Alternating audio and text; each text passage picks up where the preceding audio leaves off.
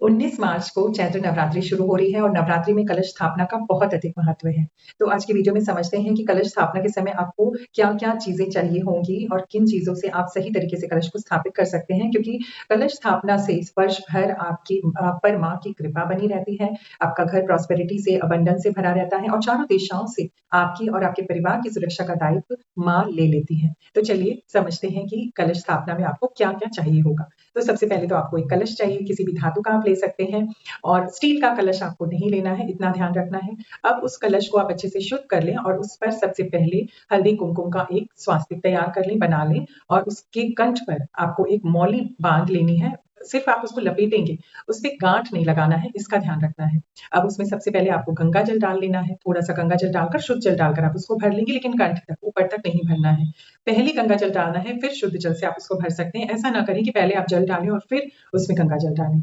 अब दूसरा आपको उसमें हल्दी की गांठ डाल देनी है, थोड़ा-सा कुमकुम डालना है, एक लाल रंग का आप फूल ले लेंगे, उसे डालेंगे, एक आपको बताशा डालना है, मीठा बताशा डाल देना है और 2 लौंग डालनी है, 2 इलायची और 1 सुपारी आप डालेंगे उसमें, एक आपको सिक्का डालना है। चांदी का सिक्का भी हो सकता है या कोई भी सिक्का आप उसमें डाल सकते हैं। आपको दूर्वा उसमें डालनी है। ये सारी चीज़ें आप उसमें डालेंगे। आपको एक कमल गट्टा भी आपको उसमें डालना है, तो ये 11 चीज़ें आपको उस कलश में डाल देनी है।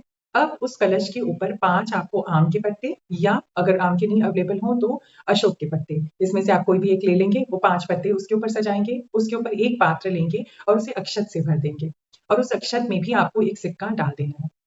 अब वो अक्षत जो है आपको ये ध्यान रखना है कि आपको जल के अंदर नहीं डालना है उसको, उसे आप उस कलश के ऊपर ही रखेंगे। तो उस अक्षत से भरे हुए पात्र के ऊपर आपको एक जटा वाला नारियल लेना है और उसको लाल कपड़े से लपेटना है, उसपे हल्दी कुमकुम का तिलक करना है और फिर उस कलश को इस तरह से रखना है कि उसका जो मुख होगा वो आपकी तरफ होगा। इस तरह से आप उसको वहाँ पर स्थापित करेंगे और ये कलश रखा जाएगा माँ के दाहिनी तरफ। माँ के दाहिनी तरफ आप इस कलश को स्थापित करेंगे और स्थापित करने के पहले पीले रंग की मतलब हल्दी से आप चावलों को कलर कर सकते हैं और फिर उसके बाद वहाँ पर एक अष्टकमल बनाकर 8 पंखुड़ी वाला कमल सा बनाकर आप वहाँ पर उसको स्थापित कर देंगे। तो ये तरीका हुआ आपका कलश स्थापना का। इस तरह से आपको कलश को सही तरीके से स्थापित करना है।